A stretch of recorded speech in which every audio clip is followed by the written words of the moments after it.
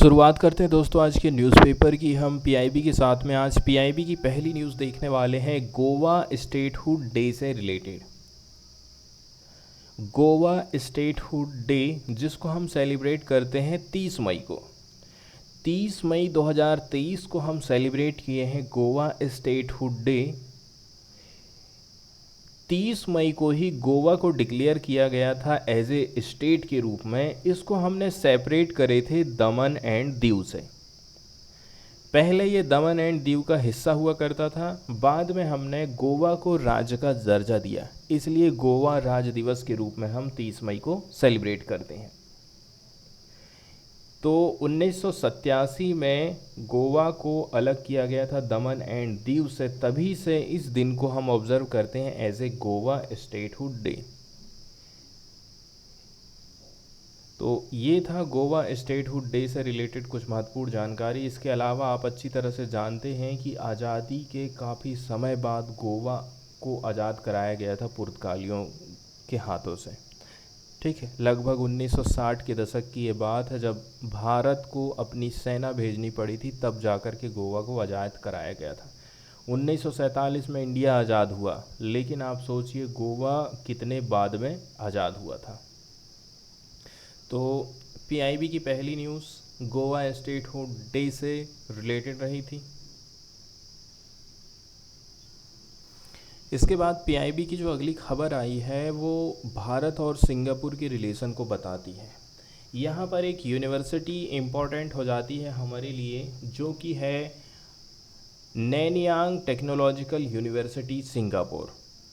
तो श्री धर्मेंद्र प्रधान ने विजिट किया था नैनियांग टेक्नोलॉजिकल यूनिवर्सिटी सिंगापुर और हाईलाइट किया था कुछ पॉसिबिलिटीज़ बन सकती हैं जिसके अंतर्गत इंडियन यूनिवर्सिटीज़ भी फॉरेन यूनिवर्सिटी के साथ में थोड़ा सहयोग में काम करें और जैसा डेवलपमेंट उनके देश में हो रहा है वैसी एजुकेशन सिस्टम हमारे देश में भी आ सके। इसलिए नैनियांग टेक्निकल यूनिवर्सिटी सिंगापुर से कोलैबोरेशन की बात कही जाती है हमारे श्री धर्मेंद्र प्रधान के द्वारा। इसके अलावा धर्मेंद्र प्रधान ने मीटिंग रखी थी सिंगापुर के मिनिस्टर के साथ में। ठीक है, मिनिस्टर फॉर फॉरेन अफेयर्स हैं वो, बातचीत हुई। इसके अलावा बहुत सारे जो बायलैटरल कोऑपरेशन के मुद्दे हैं, चाहे वो स्किल डेवलपमेंट हो, चाहे एजुकेशन का मामला हो, यहाँ इन संबंधों को और ऊंचाई तक ले जाने की बात करी जाती है। श्री धर्मेंद्र प्रधान ने मीटिंग करी थी senior minister and coordinating minister for social policies के साथ में second day of his visit to Singapore. दूसरे दिन किसके साथ में बैठक होती इनकी? ये senior minister and coordinating minister for social policies, union minister for education and skill development and entrepreneurship. Shri Dharmendra Pradhan ने विजिट किया है आज के दिन नैनियांग टेक्नोलॉजिकल यूनिवर्सिटी सिंगापुर का। इसके अलावा यदि देखा जाए तो बहुत सारे जो इंडियन स्टूडेंट रह कर के उस यूनिवर्सिटी में पढ़ाई कर रहे हैं, उनके साथ में भी धर्मेंद्र प्रधान ने इंटरेक्ट किया, उनसे बोला कि आप ये दीवार की जो चार दीवारी है इससे बाहर निकल करके उससे कहीं आपकी सोच होना चाहिए आगे बढ़ने की। तो जब वो गैदरिंग को एड्रेस कर रहे थे तो श्री प्रधान ने बातचीत किया था नेशनल एजुकेशन पॉलिसी, हमारी अभी जो न्यू एजुकेशन पॉलिसी आई है उसके बारे में। इसके अलावा काफ़ी बहुत सारी ऐसी अपॉर्चुनिटीज़ मौजूद हैं नॉलेज के कोलैबोरेशन के लिए, और यहाँ पर दो वे की मोबिलिटी की बात करी जाती, 2 वे मोबिलिटी की बात करी जाती है। उनका कहना है कि देखिए जो इंडियन यूनिवर्सिटीज़ हैं इसके साथ साथ में जो नैनियांग टेक्नोलॉजिकल यूनिवर्सिटी है वो आपस में एक पार्टनर के रूप में काम कर सकते हैं। पार्टिकुलरली किस मामले में? Artificial intelligence, fintech, sustainability, climate action for leveraging global opportunities as well as for welfare of both our countries. दोनों देशों की भलाई के लिए वो यूनिवर्सिटी और हमारी यूनिवर्सिटी मिलकर के काम कर सकती है। इसके बाद श्री धर्मेंद्र प्रधान ने जोर दिया था 21वीं जो सेंचुरी रहेगी वो इंडिया की शताब्दी के रूप में रहने वाली है। इंडिया का ही जमाना रहेगा, ऐसा धर्मेंद्र प्रधान का कहना है।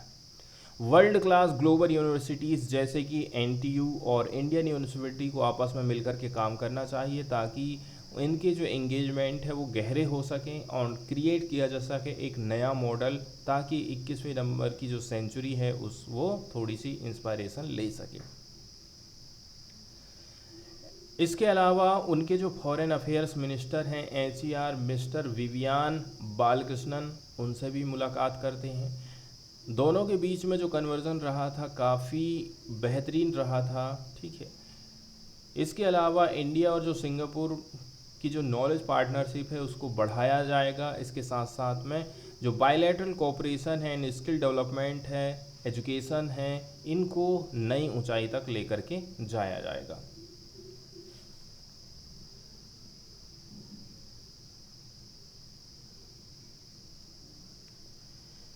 इसके अलावा धर्मेंद्र प्रधान ने बातचीत करी थी थर्मन शानमुरुगनतानम, ये senior minister and coordinating minister हैं सोशल पॉलिसी के साथ में।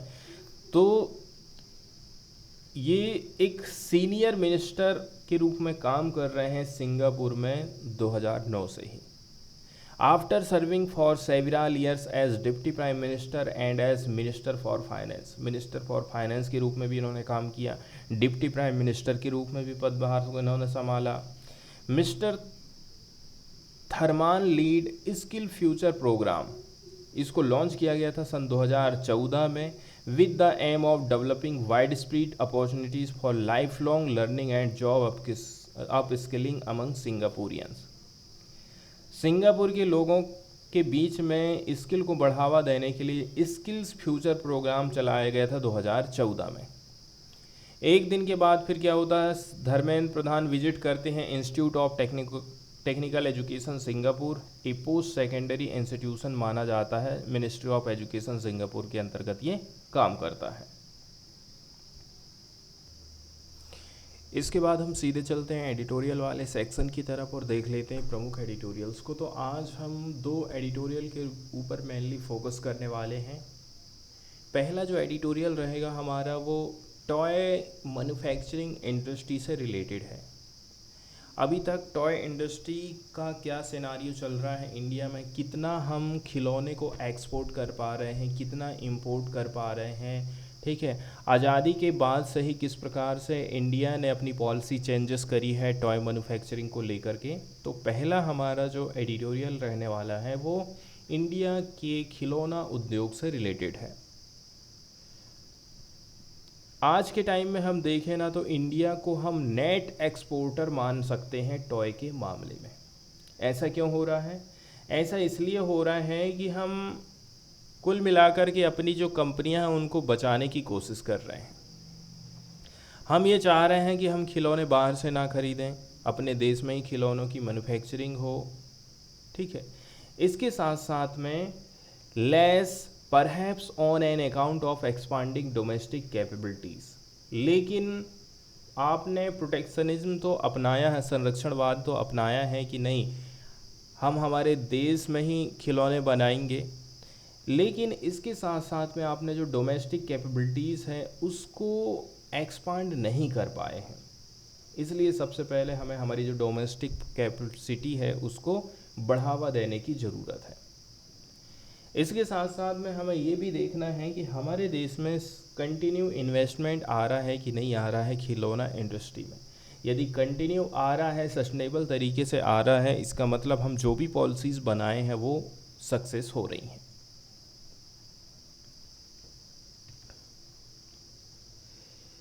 अभी देखा जाए तो इंडिया रिसेंटली नेट एक्सपोर्टर बन गया है खिलौना के मामले में, ठीक है। 2020-21 और 2021-22 ending decades of import dominance, जो कि हम मानते थे इंपोर्ट ही इंपोर्ट हम करते जा रहे हैं, अपने देश में कुछ चीज़ हम बना ही नहीं पा रहे हैं, लेकिन देखा जाए तो 2021 और 2021-22, ठीक है, इसको आप एंडिंग दशक मान सकते हैं इंपोर्ट डोमिनेंस का। 2018, 19 और 21-22 के दौरान में हमारा जो टॉय एक्सपोर्ट है वो इंक्रीज़ हो गया था 109 मिलियन डॉलर का, मतलब 812 करोड़, जिसको हम रुपए वैल्यू में बता रहे हैं। पहले 109 मिलियन हुआ करता था, ये बढ़कर के 177 मिलियन डॉलर हो गया है। 1237 करोड़, 812 करोड़ बढ़कर के 1237 करोड़ हो गया है। इम्पोर्ट डिक्लाइंड फ्रॉम, इसके साथ साथ में अच्छी बात यह है हम एक्सपोर्ट तो कर ही रहे हैं, लेकिन हमारा जो इम्पोर्ट है वो भी कम हो गया है। जैसे कि हम 371 मिलियन डॉलर का खिलौना खरीदते थे, जो कि आज के टाइम में 110 मिलियन डॉलर का हो चुका है। पहले 2593 करोड़ रुपया हम खर्चा करते थे, आज के टाइम में हम खिलौना बाहर से मंगवाने के लिए 819 करोड़ रुपया खर्चा करते हैं। ये जो अचीवमेंट रहा है वाइडली किसको क्रेडिट दिया जा रहा है? मेक इन इंडिया इनिशिएटिव को, जिसको लॉन्च किया गया था 2014 में, एंड इससे रिलेटेड पॉलिसीज़ को ऑफिशियल प्रेस रिलीज़ ऐसा कहता है।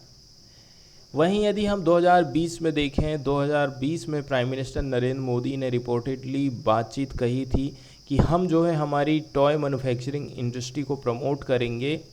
किसके माध्यम से? मन की बात के माध्यम से बात हमें पता चली थी। लेकिन यहाँ से बहुत सारे क्वेश्चन खड़े हो जाते हैं, इससे क्या वास्तव में टॉय का जो ट्रेड है वो हमारा बढ़ा है? क्या ये रिप्रेजेंट करता है सस्टेन्ड राइज इन इन्वेस्टमेंट को, आउटपुट को, एफिशिएंसी गेंस को, ठीक है, पॉलिसी रिफॉर्म के चलते चलते? और it is a short term outcome of protectionism and covid pandemic related global disruption. क्या कोरोना के चलते चलते बाहर इंपोर्ट एक्सपोर्ट जो बंद हुआ था उसके चलते चलते ऐसा हुआ है, या फिर यदि हम संरक्षणवाद अपना रहे हैं, अपने देश की कंपनियों को बढ़ावा दे रहे हैं, तो क्या ये शॉर्ट टर्म के लिए है? यहाँ पर 2-3 क्वेश्चन ऐसे पूछे जाते हैं और इनका आंसर ढूंढने की बात करी जाती है। यहाँ पर इंपोर्ट ज़्यादा हो रहा है और एक्सपोर्ट कम हो रहा है, इसकी बात कही जाती है। इंडिया की जो टॉय इंडस्ट्री है इसको आप बहुत बड़े साइज़ की नहीं बोल सकते हैं। विश्व लेवल पर हमारी कोई उतनी खास धाक अभी तक बैठी नहीं है। 2015-16 की यदि हम बात करें, हमारे पास लेटेस्ट डाटा अवेलेबल है, उसके हिसाब से हम खिलौना उद्योग में लगभग 15,000 एंटरप्राइजेस या फिर इस्टेब्लिशमेंट काम कर रहे हैं। इतनी कंपनियां काम कर रही हैं। ये प्रोड्यूस करते हैं 1688 करोड़ रुपया की वैल्यू। ये यूज़ करते हैं फिक्स कैपिटल जिसका मूल्य है 626 करोड़ रुपया, at current price, and employing 35,000 worker. और टॉय इंडस्ट्री में 35,000 वर्कर काम करते हैं। रजिस्टर्ड फैक्ट्रीज़ की बात करें जहां पर 10 या फिर 10 से भी ज़्यादा वर्कर काम कर रहे हैं रेगुलर बेसिस पर, ठीक है, ये अकाउंटेड माने जा रही हैं। बताया जा रहा है इनकी भूमिका कितनी है, 1% की है of the number of factories. ऐसी फैक्ट्री बहुत कम है, मात्र 1% ही है जिनको हम रजिस्टर्ड फैक्ट्रीज़ बोल रहे हैं। And enterprises employed 20% of workers, used 63% of fixed capital and produced 77% of the value output। कुछ ऐसी एंटरप्राइजेस हैं जहां पर 20% वर्कर काम कर रहे हैं, ये यूज़ करते हैं 63% फिक्स कैपिटल का और प्रोड्यूस करते हैं वैल्यू आउटपुट 77% वैल्यू आउटपुट का। जॉब लॉस की बात करें फिर भी देखा जाए ना तो 1.5 डिकेड, लगभग 15 साल की बात कर लें, 2000 से लेकर के 2016 तक इंडस्ट्री का आउटपुट है आधा हो गया रियल टर्म के मामले में, मतलब नेट ऑफ इन्फ्लेशन को यहाँ पर ध्यान रखा जाए तो। इसके साथ साथ में प्रोडक्शन तो घटा ही था, साथ ही साथ में जॉब लॉस भी बहुत ज़्यादा हुआ था। इंपोर्ट कितना हिस्सेदारी ले रहा है? 80% हिस्सेदारी हो रही थी of domestic sales until recently. Bharat में जितने भी खिलौने बेचे जा रहे हैं 100 में से 80 खिलौने हम बाहर से खरीद रहे थे। 2000 से लेकर के 2019 तक इंपोर्ट काफ़ी ज़्यादा बढ़ा था, लगभग 3 गुना बढ़ा था एज मच एज एक्सपोर्ट। दुनिया में पहचान की यदि हम बात करें तो इंडिया की पहचान आखिर कितनी है? इंडिया को गिना ही नहीं जाता है ग्लोबल टॉय ट्रेड में, with its export at a mere half a percentage point. ठीक है, लगभग 1 से 1.5% एक्सपोर्ट ही इंडिया कर पा रहा है यदि वर्ल्ड लेवल पर हम बातचीत करते हैं। 2014 से लेकर के 2019 के बीच में इंडियन टॉय इंडस्ट्री ने विटनेस किया था नेगेटिव प्रोडक्टिविटी ग्रोथ को।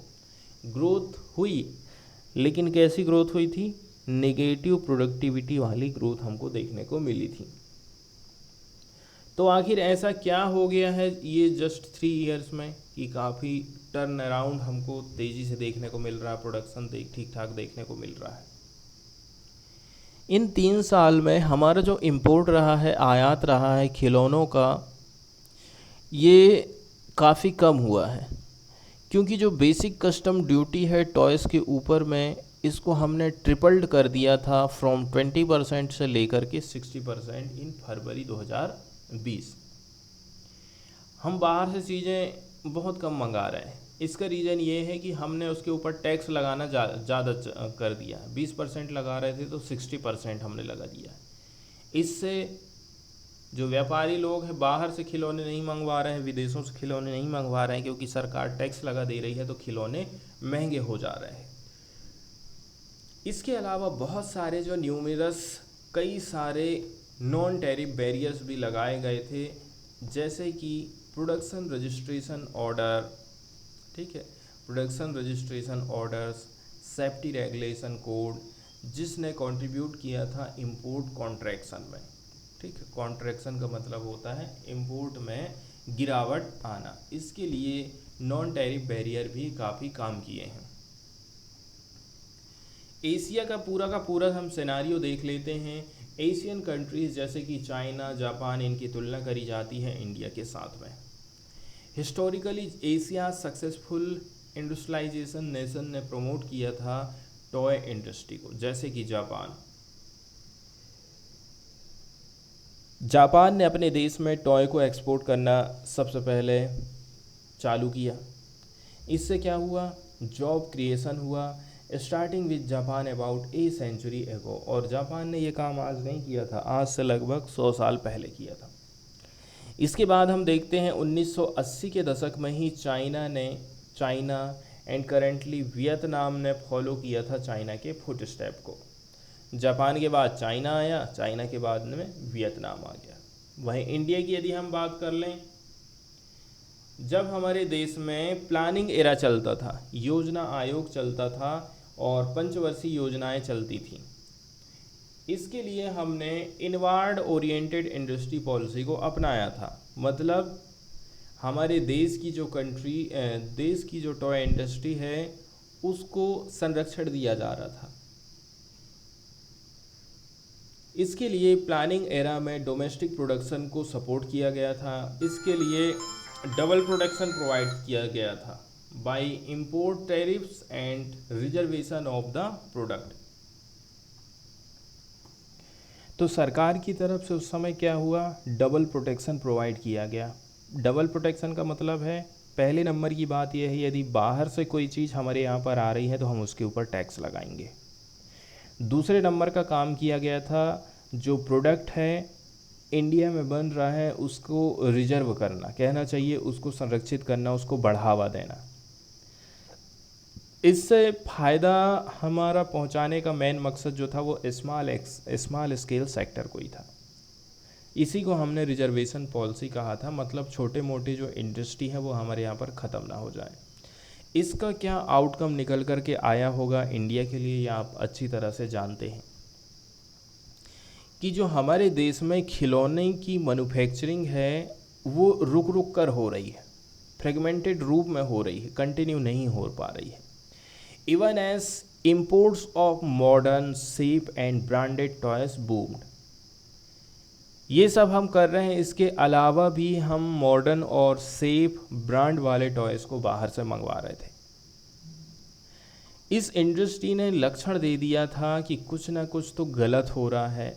हमारी जो इंडस्ट्रियल पॉलिसी है उसको मिसगाइड किया गया है। As many critics of the India's industrial policy have contended. 1997 में क्या होता है? लिबरल रिफॉर्म्स आते हैं, हमारे देश में उदारीकरण की कहना चाहिए पॉलिसी लागू होती है टॉय मैन्युफैक्चरिंग के मामले में। इसने रिजर्वेशन की जो पॉलिसी रही थी इसको एबॉलिश कर दी। बाहर की कंपनियों को भी कह रहे हैं हम कि एक काम करो, आप भी आओ हमारे देश में मैन्युफैक्चरिंग का काम करो, सस्ते खिलौने आप बना करके बेचो। तो बहुत सारी नई नई कंपनियां ऑर्गेनाइज सेक्टर में एंटर करती हैं, but only for a while and productivity growth improved. इससे क्या हुआ, इससे जो प्रोडक्टिविटी ग्रोथ है ना उसमें इम्प्रूवमेंट देखने को मिला था। लेकिन जो अनऑर्गेनाइज सेक्टर रहा था वो निस्तेज पड़ा हुआ था। यहाँ पर जॉब लॉसेस हमको देखने को मिल रहे हैं, क्योंकि ज़्यादातर जो वर्कर है अनऑर्गेनाइज सेक्टर में ही काम कर रहे थे। एक रिसेंटली स्टडी पब्लिश की गई थी जिसका नाम रखा गया है India's toy industry production and trade since 2000, economic and political weekly 6 मई 2023 की ये रिपोर्ट है। यहाँ पर हम री एग्जामिन कर सकते हैं इंडस्ट्री आउटपुट और एक्सपोर्ट परफॉर्मेंस से सन 2000 से ही। यहाँ पर नए फर्म लेवल डाटा सेट हमारे पास अवेलेबल हो गए हैं, चाहे वो फॉर्मल सेक्टर हो चाहे वो इनफॉर्मल सेक्टर हो। यहाँ से ये बात निकल करके सामने आई थी, जो एनुअल वैल्यू ऑफ आउटपुट रहा है, साल में कितना हम आउटपुट दे पा रहे हैं, इसके साथ साथ में हमारा जो फिक्स्ड इन्वेस्टमेंट है 8 कांस्टेंट प्राइस, मतलब इन्फ्लेशन को मिलाया जा रहा है। यहाँ पर इन्फ्लेशन महंगाई को कंसिडर हम कर ले रहे हैं। After peeking in 2007-8 have trended downwards with considerable fluctuations. तो एनुअल वैल्यू ऑफ आउटपुट देखें, फिक्स्ड इन्वेस्टमेंट डाटा यदि हम देखें 2007-8 में पीक पे पहुंचा था, इसके बाद डाउनवर्ड्स में गाड़ी हमारी चलने लगी। यहाँ पर किसी भी प्रकार का एविडेंस मौजूद नहीं है कि जो मेक इन इंडिया प्रोग्राम है उसने पॉजिटिव तरीके से अफेक्ट किया था इन प्रकार के इंडिकेटरों को ऑन ए सस्टेन्ड बेसिस। इसके अलावा जो हमारा इनफॉर्मल सेक्टर है, इनफॉर्मल अनऑर्गेनाइज सेक्टर है, इसमें भी हमको गिरावट देखने को मिली। Though it continues to account for the majority of establishment and employment. चूँकि ये majority of establishment and employment को लेकर के आ रहा है, फिर भी यहाँ पर हमें किसी प्रकार की ग्रोथ देखने को नहीं मिली है। हमने शुरू में पॉजिटिव ट्रेंड देखे थे इंडस्ट्री डी रिजर्वेशन के टाइप में, हालांकि इसने हेल्प किया था इंडस्ट्री को फॉर्मलाइज करने के लिए। ये फेल हो गया था सस्टेन्ड आउटपुट के मामले में, इन्वेस्टमेंट के मामले में, प्रोडक्टिविटी ग्रोथ के मामले में 2007-8 के बाद। 7-8 के टाइम में सब कुछ अच्छा रहा। इसके बाद हम देखते हैं कि जो ग्रोथ है उसमें गिरावट देखने को हमको मिलती है।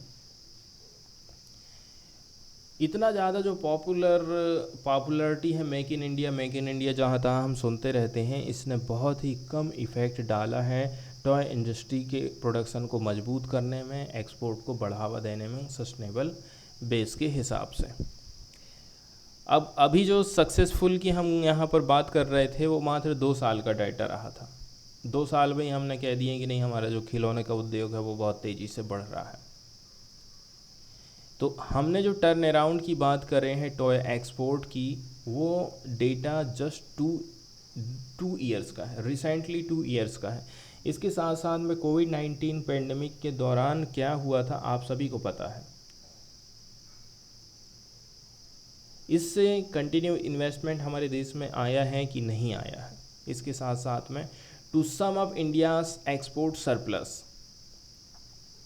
2020-21 और 21-22 के दौरान में जो हम सरप्लस एक्सपोर्ट देख रहे हैं वो वेलकम करने वाली बात है।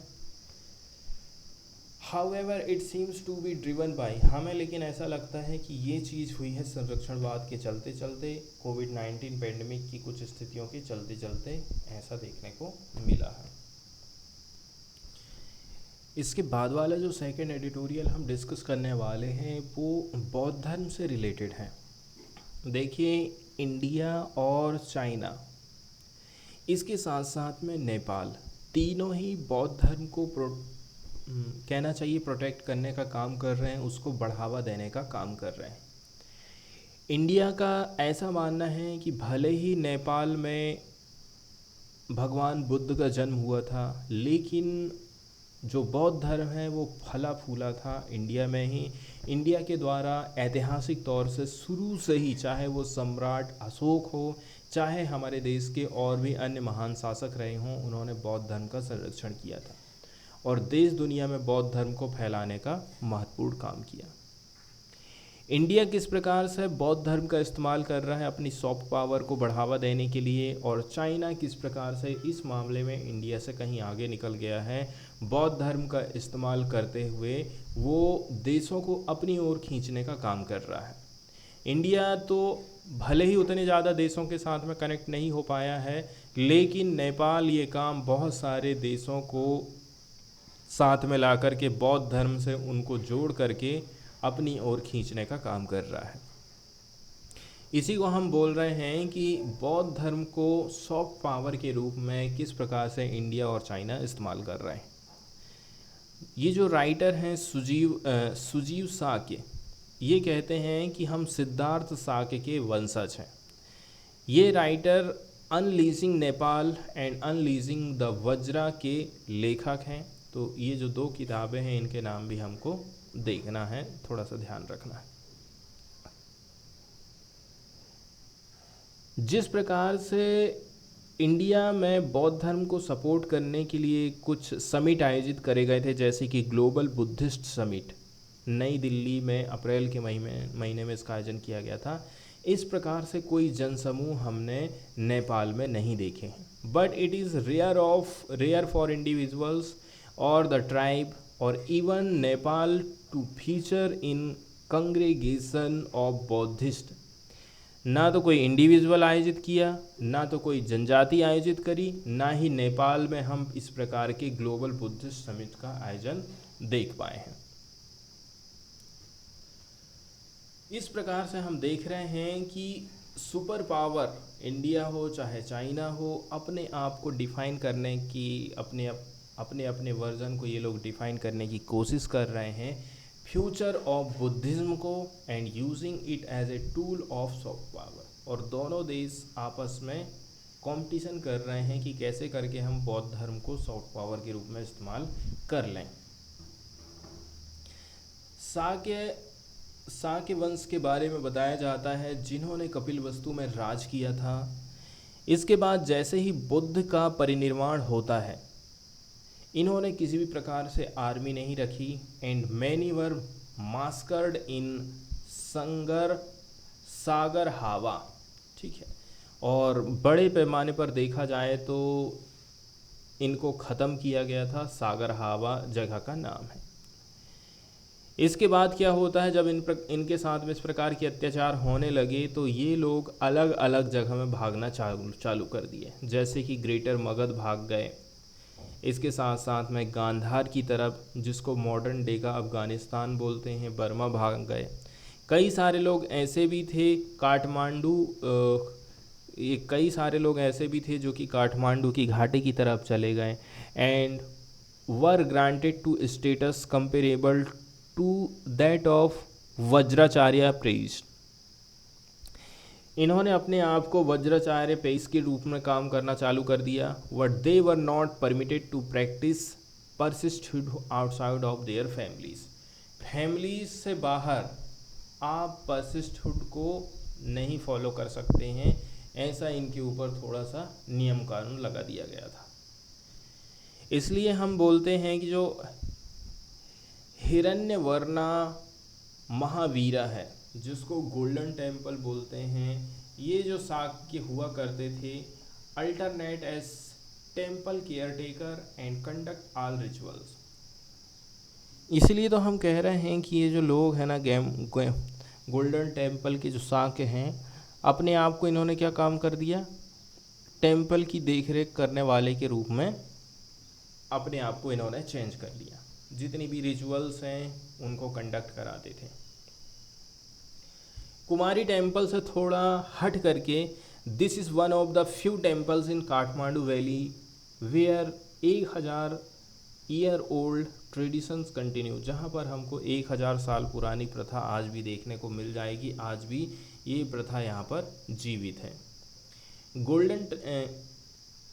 गोल्डन टेम्पल कॉम्प्लेक्स की बात करें, जब नेपाल ने एक्सेप्ट किया था एक ग्रांट को, ग्रांट कौन दे रहा है? गवर्नमेंट ऑफ इंडिया दे रहा है, ताकि रिनोवेट हम कर सकें गोल्डन टेम्पल कॉम्प्लेक्स को। यहाँ पर थोड़ी सी कंट्रोवर्सी पैदा हो जाती है। कैसे पैदा हो जाती है कि एक तो भारत में हिंदू धर्म को ज़्यादा सपोर्ट मत करते हैं, फिर ये बौद्धिस्ट लोगों को बौद्ध धर्म के लिए गोल्डन टेम्पल के लिए कैसे ग्रांट हमको देने लगे। कई सारे लोकल लोग ये बिलीव करते थे कि India was only interested in this project, India अपना कुछ भला देख रहा है यहाँ पर। After Lumbini the birth place of Buddha, this is the temple complex most frequently visited by Chinese tourist, indicating vested interest and strategies. लोगों को ये लगा कि नहीं, सबसे ज़्यादा लोग लुम्बिनी में जाते हैं, ठीक है, बहुत ज़्यादा जो चाइनीज़ टूरिस्ट लोग होते हैं इस टेम्पल में आते हैं, इसलिए हम एक काम करते हैं यहाँ पर थोड़ा सा पैसा फंसाते हैं। ऐसा लोगों का सोचना था इंडिया के प्रति। इंडिया का बौद्धिज़्म क्या कहता है? इंडिया की यदि हम बात करें, Buddhism provided an identity of peace and tranquillity, बौद्ध धर्म ने हमको पीस और ट्रैंक्विलिटी प्रोवाइड करी है। कब? जब हम रिपब्लिक बन रहे थे। रिपब्लिक जब हम बन रहे थे, जब हम आज़ाद हो रहे थे, उस टाइम में कंट्री ने दो की रिलीजन काम कर रहे थे, हिंदू धर्म और इस्लाम धर्म, लेकिन दोनों के बीच में ही लड़ाई झगड़ा चलते रहता था। लेकिन बौद्ध धर्म ऐसा था जहाँ पर हमें किसी भी प्रकार की लड़ाई झगड़े देखने को नहीं मिलती थी। इसी के चलते चलते बुद्धिस्ट को सिंबल के रूप पर हमने इस्तेमाल करे डिफ़िकल्ट टाइम्स में, चाहे वो अशोका का पिलर हो, चाहे वो झंडे में चक्र का इस्तेमाल करना हो।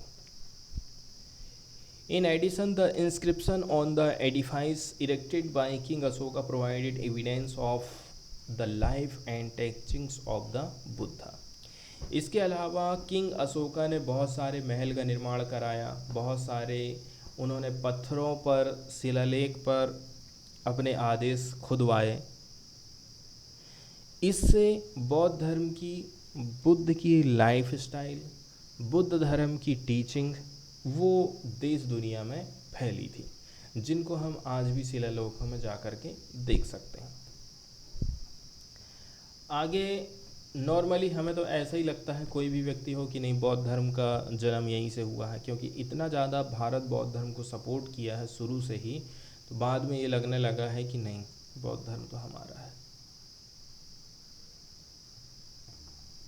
और जब हम कह रहे हैं कि नहीं, कुछ एविडेंस ऐसे हैं, कुछ चीज़ें ऐसी यूज़ करी जा रही हैं जिससे ऐसा लगने लग जाता है कि इंडिया क्लेम करने लगा है बुद्धिज्म जो है हमारा खुद का है। इंडिया की तरफ से कन्वेन किया जाता है, आयोजन किया जा रहा है ग्लोबल बुद्धिस्ट समिट अप्रैल के महीना में। कुल मिलाकर के इस बात ने चाइना को भड़कावा दिया है, भड़काया है चाइना को, by promoting Tibetan Buddhism and Dalai Lama. क्यों? ठीक है, चाइना को हमने कैसे करके भड़का दिए? हमने प्रमोट किया है तिब्बतियन बुद्धिज्म को, इसके साथ साथ दलाई लामा को हम प्रमोट कर रहे हैं। इसके अलावा भारत की तरफ से बहुत सारे प्रयास अभी किए जा रहे हैं, जैसे कि अभी ये समिट का आयोजन किया गया था। भले ही इसमें भूटान से कोई भी व्यक्ति नहीं आया, जो कि एक बुद्धिस्ट नेशन माना जा रहा है, ठीक है। इसीलिए हम कहते हैं कि जो जियोपॉलिटिकल टूल है इंडिया के लिए, हमें लगता है to be the promotion of Tibetan Buddhism which has greater western appeal. हमें क्या काम करना चाहिए था? तिब्बतियन बुद्धिज्म को प्रमोट करना चाहिए, जो कि वेस्टर्न अपील, वेस्टर्न कंट्रीज़ की अपील है। इसके बाद the Indian international centre for Buddhist culture and heritage. दूसरा प्रयास इंडिया के द्वारा ये संस्था का निर्माण किया जाना। इसको हम स्थापित करेंगे लुम्बिनी नेपाल में। प्राइम मिनिस्टर नरेंद्र मोदी ने इसका फाउंडेशन को ले डाउन कर दिया है मई 2022 को। एक साल के बाद में कुछ प्रोग्रेस यहाँ पर हमको देखने को मिली है इसके कंस्ट्रक्शन से रिलेटेड। इसको हमने क्यों बनाए हैं? ताकि हम काउंटर कर सकें Gautam Buddha international airport in Bhairahawa Nepal. इसको किसने बनाया है? इसको बनाया है चाइना ने। Which in India's eyes is a Chinese project. क्योंकि ये चाइनीज़ प्रोजेक्ट है, चाइना यहाँ पर इन्वेस्टमेंट करते जा रहा है, तो इंडिया भी सोच रहा है कि नहीं, हम भी यहाँ पर कुछ न कुछ चीज़ बनाते हैं और चाइना को काउंटर करते हैं। अब चाइना ने ये जो चीज़ बनाया है इसको कंस्ट्रक्ट किया था as a part of financed by Asian Development Bank. ठीक है, फाइनेंस किसके द्वारा प्रोवाइड किया गया? एशियन डेवलपमेंट बैंक के द्वारा। और ये काम किया था चाइनीज़ कॉन्ट्रैक्टर ने।